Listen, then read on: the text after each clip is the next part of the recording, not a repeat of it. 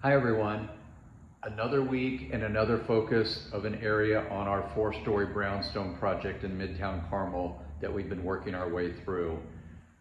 We've hit the first floor, we finished the second floor, and now we're moving up to the third floor, or the living space or the bedroom spaces.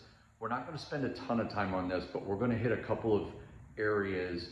I'm going to do 2 areas at once this week, and we're going to just talk about some trim details and how we approach them and why.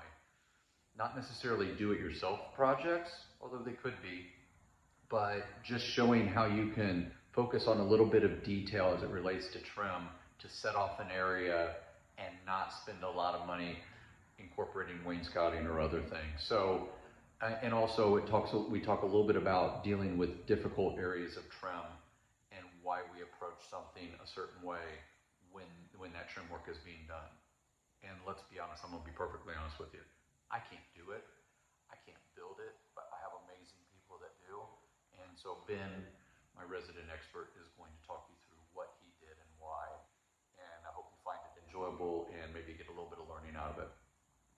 If you have any questions, as always, please feel free to reach out to us. Hope you enjoy these couple of minutes. We're going to do 2 segments back to back on this week, and it's only 3 minutes or so. So if you have any questions, you let us know, and have a wonderful week, okay? Thanks so much. While we're here on the 3rd floor, I want to talk about something very specific, and that's what you did with the trim up here. You know, a typical door might look like this one. We've got the detail in the capital, but that doesn't play very well when you've got 2 doors next to each other. So will you talk about what you did and why? Because I think it's an important detail. I'll actually to this one over here. Okay.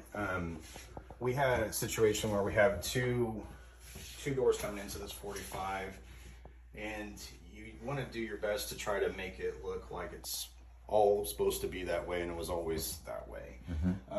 With the trim that we had it it's 5.5 inches overall, and that actually extended past the edge of the door, or at the corner of the door. So we had to figure out a way to make it wrap the corner and look intentional, and also come into the corner of this other door and also look intentional.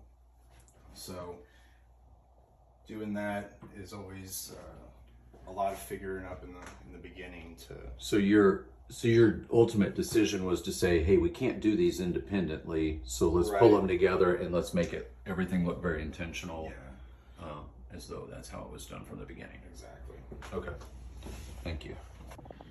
We're in the primary bedroom now, and there's a trim detail that we really like in here. Why don't you talk about this one? You know, when you have a room that's ultimately going to be all white, you really want to have the details be in the trim, and obviously the things that are decorated in the room. One of the things I really enjoy doing is the small bump outs at each one of the windows. We had a capital that we do above all of these doors, but to incorporate the capital at the ceiling height, we weren't able to match it exactly, but we still needed to do the crown molding. So being able to step that out just that little bit takes what would have been just a straight run of crown and gives the windows definition. It gives the windows the capital that the doors have, and it's just such a subtle detail on what could have been just basically 4 or 5 pieces of crown ran straight across the room in its entirety. And it gave a lot more detail to these spaces, and it's something that's small that I really like and enjoy doing.